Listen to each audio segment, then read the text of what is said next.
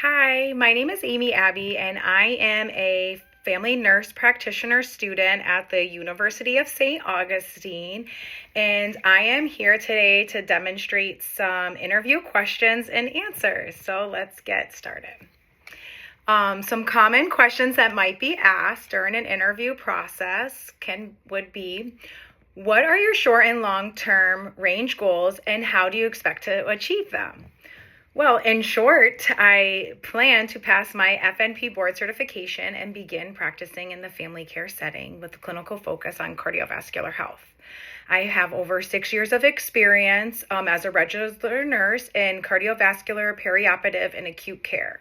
So I feel that I have a very strong foundation to build from. A long-term goal is that I aim to transition into dermatology, as living in Florida has made it especially aware of the prevalent sun-related skin conditions like cancer and rashes.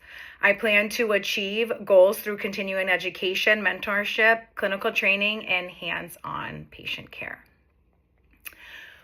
What motivates you? Well, I am deeply motivated by desire to heal and educate and grounded in empathy from a holistic view. I believe caring for a person as a whole, mind, body, and soul, helping people feel seen, supported, and empowered in their the healthcare journey gives me purpose. I'm also inspired by the opportunity to serve my local community, including volunteering at a local turtle sanctuary. I volunteer at my daughter's school and her Girl Scout troop. So these acts of service reinforce my values and commitment to human connection and well-being. What does patient-centered care mean to you? To me, patient-centered care means partnership with patients, respecting their values, preferences, and involving them in care decisions. It's about treating individuals with empathy, dignity, and compassion, not just addressing symptoms.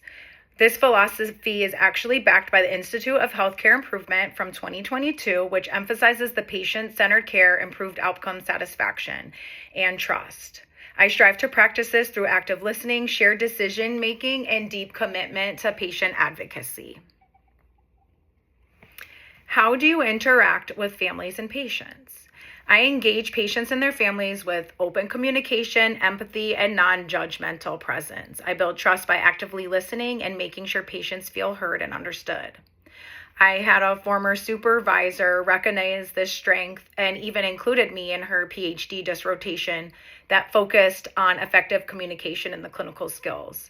That experience affirmed my belief that communication is one of the most powerful tools in patient care and healing. Tell me about your greatest achievements and greatest disappointments. This is a big one. It's always something to think about prior, but it's a big one.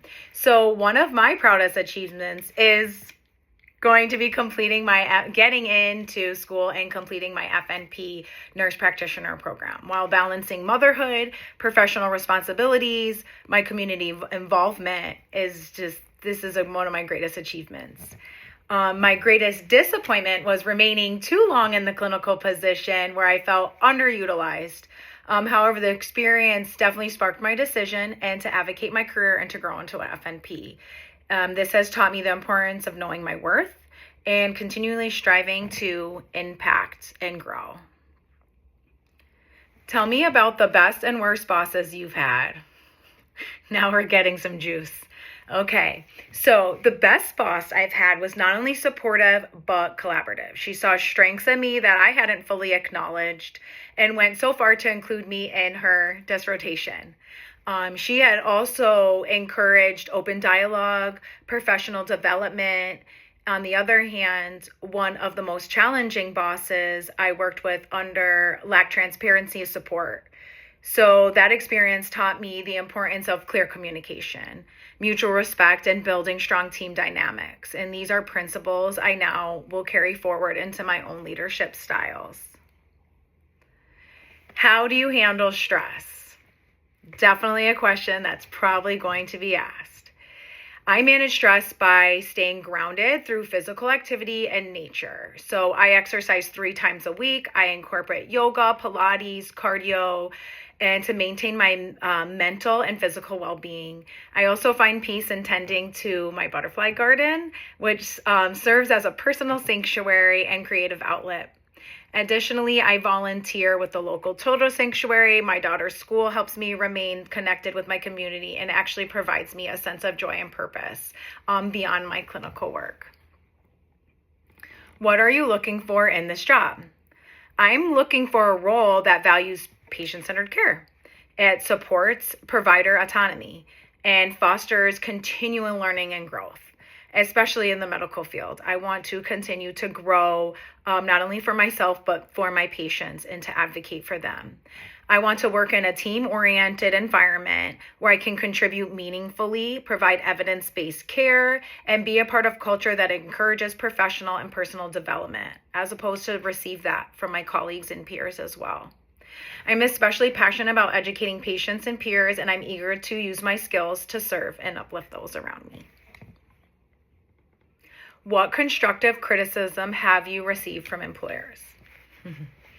So one supervisor once told me she was impressed by my willingness to ask for help. I was in the weeds. I was very overwhelmed, very stressed out, and I prioritized my day, and I reached out and I asked for help, and I tried to figure out what I can do to complete the tasks I needed to complete, and describing this as a strength and a reflection of patient-centered leadership. She emphasized that this showed maturity, humility, and focused on safety and collaboration. And she brought this up in quite a few meetings. And it was a lot. It was overwhelming, but it actually made me feel really good. And I learned so much from that. And I still remember that. So this feedback helped me embrace my value of my teamwork, my strength, my clinical decision-making by reinforcing and seeking support. And that's a hallmark of excellent care. Why did you want to become an FNP? So I became an FNP, or I am becoming an FNP to expand my scope and provide my comprehensive lifelong care to individuals and families. As a nurse, I often felt limited on how much I could do independently for my patients. And becoming, in progress of becoming my FNP, this is going to allow me a more proactive, empowered role in diagnosis, management, education, and prevention. It's the perfect blend of clinical experience, holistic care, and patient advocacy. Everything I am passionate about.